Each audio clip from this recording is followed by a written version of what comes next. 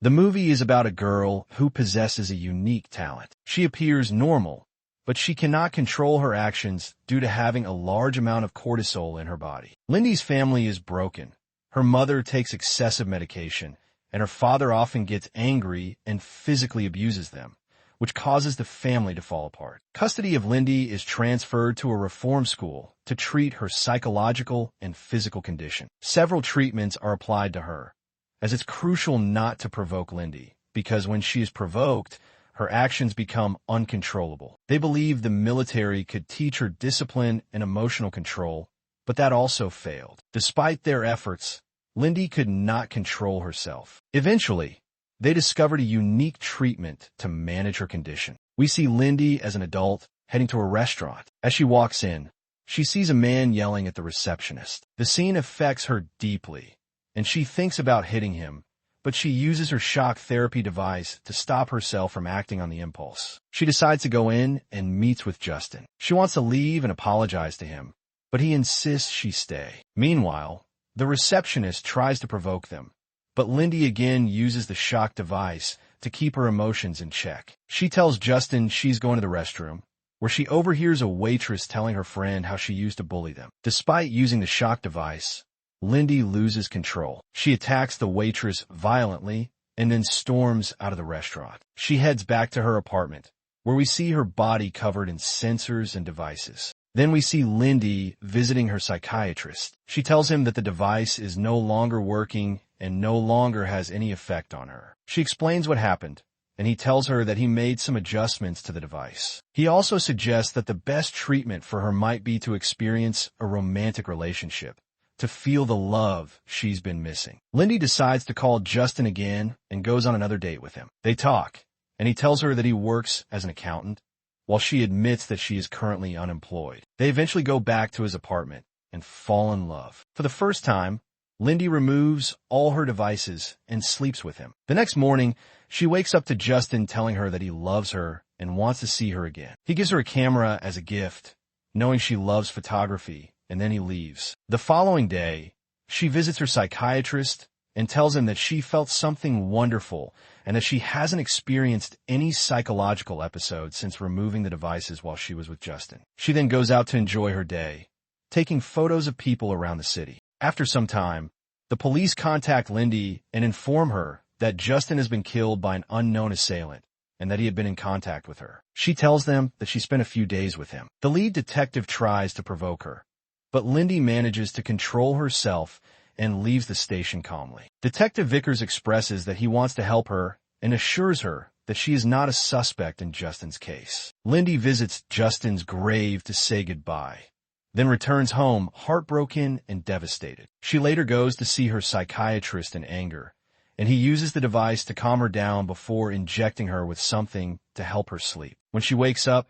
she tells him everything that happened and says she's going to take revenge on whoever did this, whoever stole from her the one moment she truly felt love. She contacts Detective Vickers and tells him she has some information and wants to meet, but instead of waiting, she goes directly to the police station. She sneaks into the evidence room, takes Justin's phone, and leaves. Lindy then heads to his apartment, searching for clues. Vickers calls her and warns that his partner is coming to arrest her. As Lindy leaves, the detective spots her and orders her to surrender, but she manages to escape. She steals a luxury sports car and flees after a high-speed chase. She eventually makes her way to a mall, where she asks a group of video game nerds for someone who understands electronics. They take her to Andy, a tech expert. Lindy tells Andy she wants to recover any possible data from the phone, calls, photos, anything that might help. Andy discovers that one of the last calls Justin made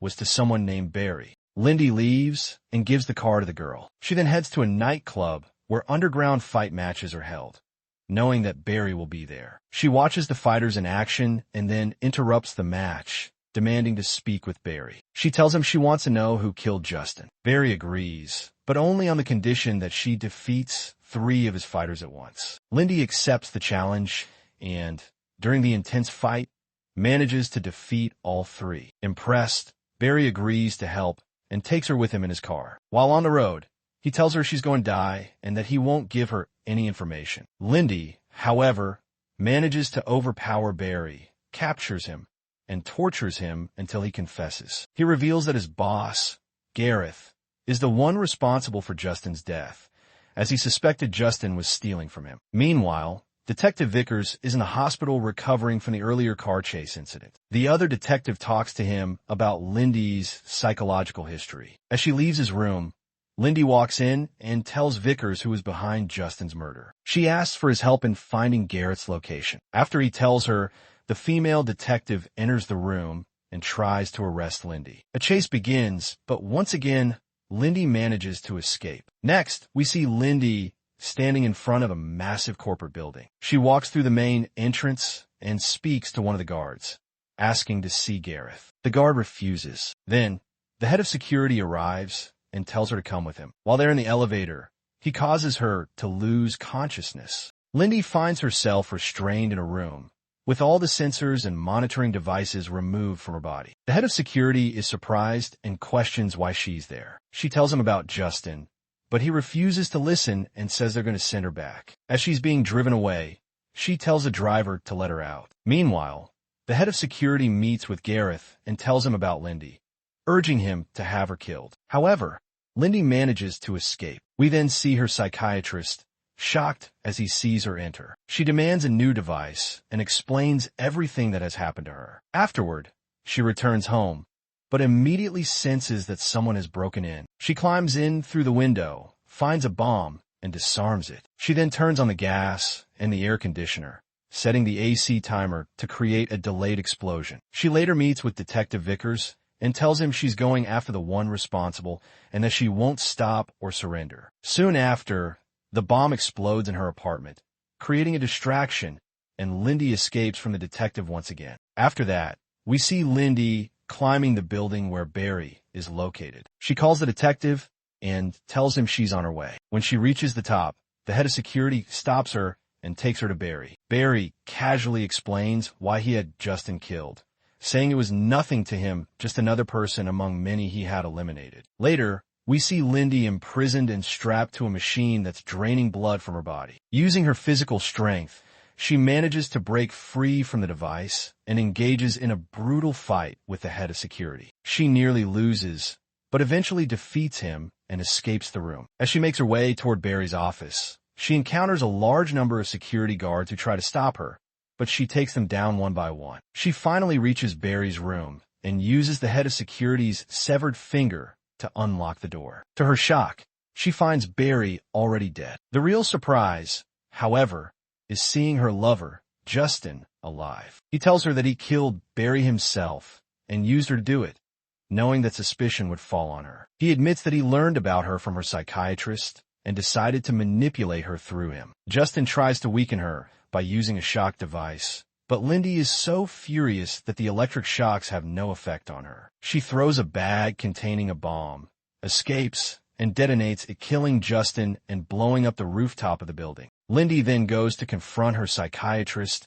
accusing him of betraying her. She tries to attack him, but the police arrive just in time, accompanied by both detectives. They enter the room and attempt to restrain Lindy, but she refuses to back down. Detective Vickers is forced to strike her leg to stop her from killing the psychiatrist. We then see her in a hospital, where she's being questioned. She explains that her actions were in self-defense. The detectives tell her she won't be going to prison, which helps calm her down. Later, we see Lindy recovered and full of energy. She returns to her home, which is still in ruins, and finds a mysterious woman inside. The woman tells her that Lindy could be very useful to them, that her unique abilities could help take down certain dangerous individuals.